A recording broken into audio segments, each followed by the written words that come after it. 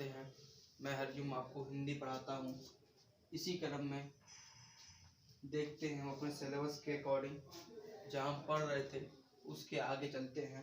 और हाँ, पढ़ने से पहले, अध्ययन करने से पहले अगर आप मेरे यूट्यूब चैनल सार्क एजुकेशन फन पर नए हैं तो प्लीज़ सब्सक्राइब कर दीजिए।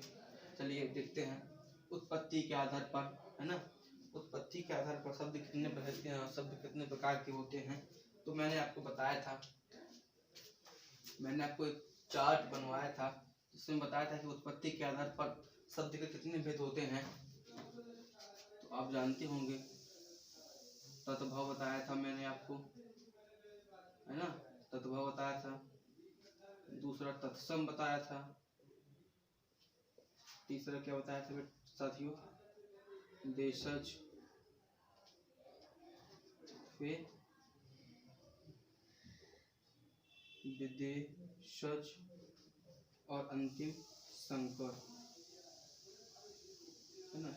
तो मैंने आपको उत्पत्ति के आधार पर आपके 5 वेद बताए थे जो आपके सामने मैंने आप व्हाइट बोर्ड पर लिखे हुए हैं। तद्भव शब्द, तत्सम शब्द, देशज शब्द, विदेशज शब्द, संकर शब्द। तो ये आपके उत्पत्ति के आधार पर शब्द के भेद होते हैं। तो चलिए इनको क्रमशः देखते हैं, एक एक शब्द को पढ़ेंगे, इसका अध्ययन करेंगे। और जहाँ भी आपको समस्या आए तो प्लीज़ आप हमारे कमेंट बॉक्स में लिखकर जरूर बताएं कि हमको ये शब्द समझ में नहीं आया। आप प्लीज़ पर वीडियो दोबारा बनाइए, तो मैं आपको फुल सिर्फ एक ही शब्द को जो आप बताएंगे उसी चीज़ को लेकर मैं एक फुल वीडियो बनाऊंगा जिसमें उसको शुरू से लेकर अंत तक, अर्थात जहाँ से वो पैदा हुआ, उत्पत्ति हुई और जहाँ पर उसका अंत हुआ, वहाँ तक पूरा उस चीज़ के बारे में मैं आपको वर्णन करूंगा और समझाऊंगा। हमारी हेडिंग रहेगी तत्सम शब्द। क्या रहेगी साथियों? तत्सम शब्द। तो आपका जो तत्सम शब्द है ये किस किस से मिलकर बना है आपका साथियों? तत् धन सम, है ना। किस किस से मिलकर बना है ये? तत् धन सम, है ना। ये आपका तत्सम बना हुआ है। अब तत्सम शब्द होते क्या है या तत्सम किसे कहते हैं, है ना, प्रश्न बनता है साथियों।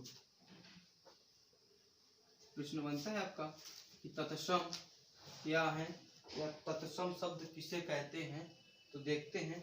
सबसे पहले आप इस चीज का ध्यान रखिएगा, है ना, कि जो परीक्षाएं हो चुकी हैं आपकी यूपी टेट, है ना, C TET, Haryana TET, ETC, जितने भी आपके टेट होते हैं इनमें कई बार पूछा गया है ये प्रश्न, जो मैं आपको बता चुका हूं कि तत्सम शब्द या तत्सम किन 2 शब्दों से मिलकर बना है। तो आपको याद रखना है कि तत् धन सम, यही वो 2 शब्द हैं, यही वो 2 शब्द हैं जिनके मेल से या मिलन से आपका शब्द बनता है, वो क्या है? तत्सम शब्द है। तो इस चीज का आप आवश्यक पूर्ण से ध्यान रखेंगे कि तत्सम शब्द जो है हमारा तत् धन सम से मिलकर बना है, ठीक है।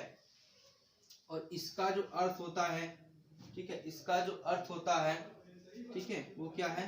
संस्कृत के वे शब्द होते हैं, संस्कृत के, एक सेकंड इसको हटा दे पहले, संस्कृत के वे शब्द जिनका प्रयोग ज्यों का त्यों किया जाए, है ना। क्या?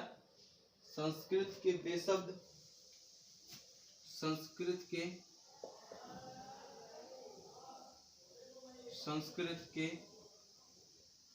वे शब्द जिनका प्रयोग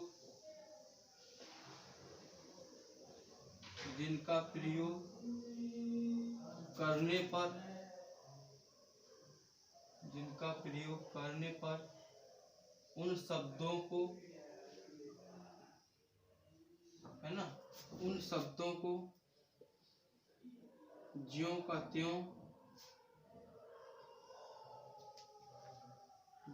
त्यों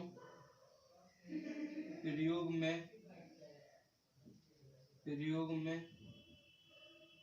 लाया जाए, या किया जाता है।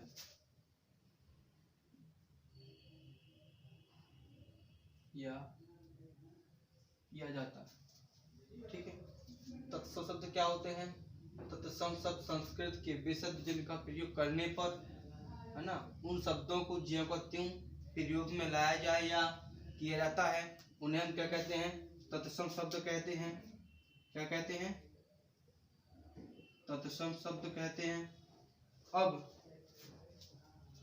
उदाहरण देखिए आप। ठीक है, देखिए एक तरफ लिखते हैं हम संस्कृत शब्द, संस्कृत शब्द, इस तरफ लिखते हैं अपना हिंदी शब्द।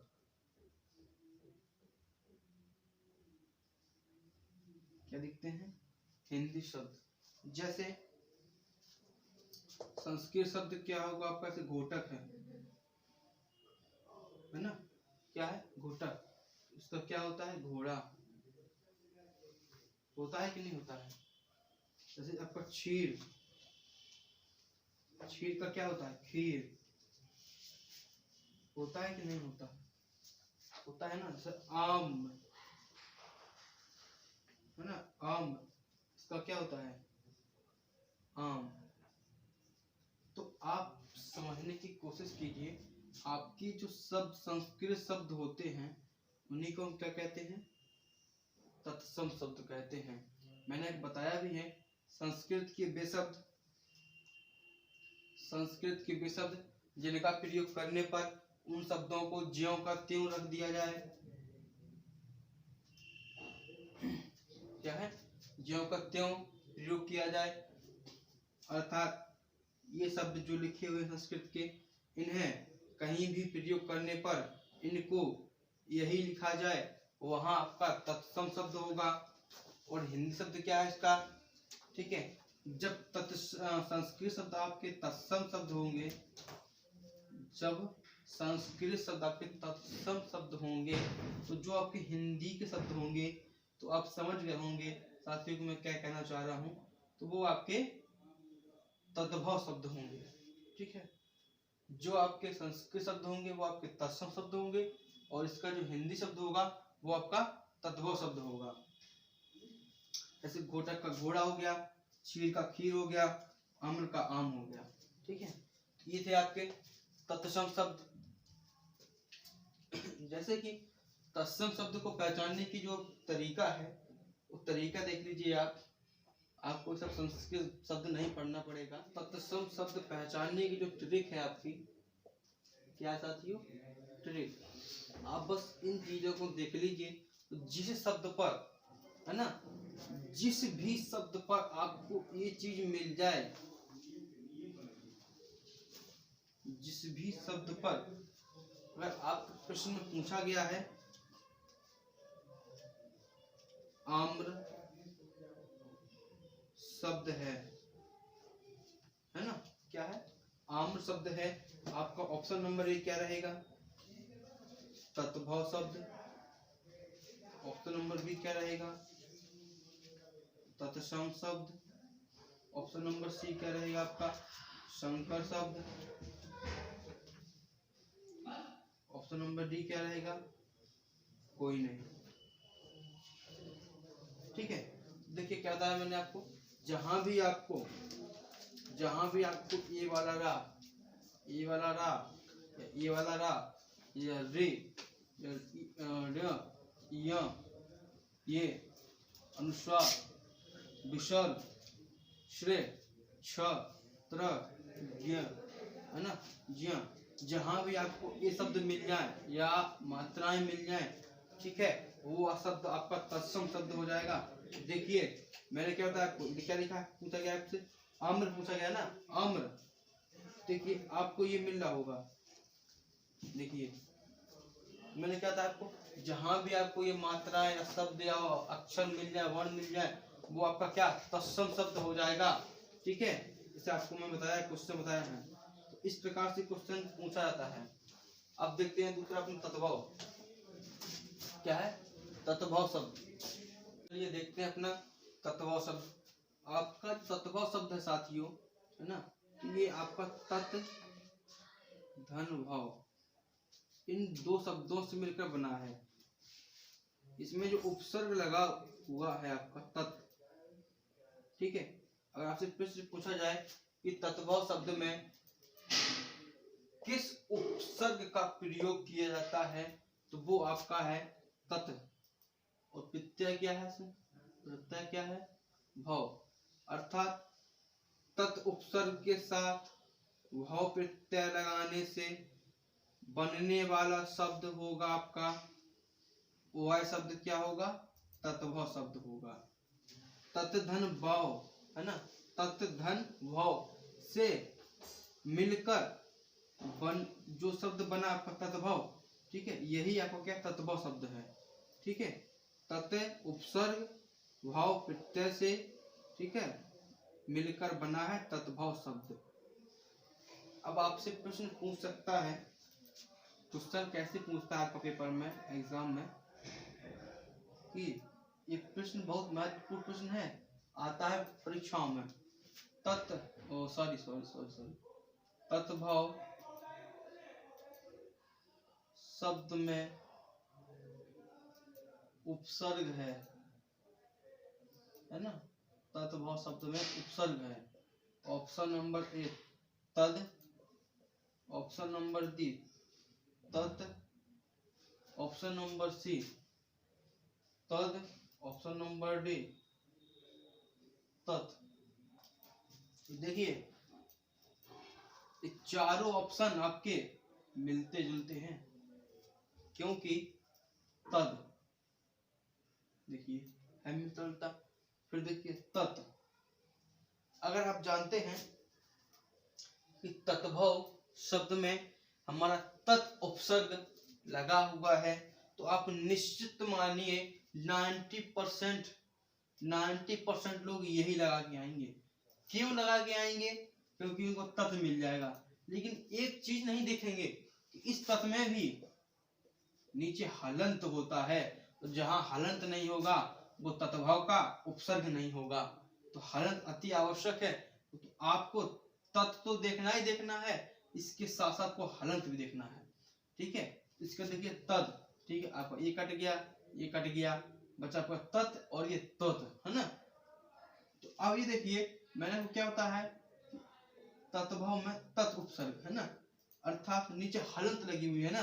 देखिए हलंत कहाँ लगी है, ये लगी है आपको नीचे, अर्थात ऑप्शन नंबर डी जो होगा आपका यही राइट आंसर होगा। ऐसे ही तत्सम में आपको क्या बताया था मैंने, तत्, इसमें भी तत् ये है ना, इसमें भी तत् है। तो आपको बस यही चीज देखना है कि कहाँ क्या लगना है। तो देखिए अब इस एग्जांपल देखिए, आप उदाहरण देखिए, जो मैंने आपको वहां बताया था, जैसे घोड़ा है ना, आम है ना, खीर, बस वही शब्द है। और लिख लीजिए का फिर आपका हो गया, ये हो गया। उसके बाद लिख लीजिए आप काम, बरस, ठीक है, ये आपके एग्जांपल हो गए। तत्भाव शब्द है ना, संस्कृत के वे शब्द है ना, संस्कृत के वे शब्द जिनको है ना, संस्कृत के वे शब्द जो प्राकृत से विकृत होकर या है ना, या जिन शब्दों को हिंदी में अपने अनुसार उपयोग में लाते हैं उन्हें हम तत्भाव शब्द कहते हैं। या इसको आप एक चीज से और कह सकते हैं, है ना, संस्कृत से बिगड़कर आने वाले शब्द क्या है, संस्कृत से बिगड़कर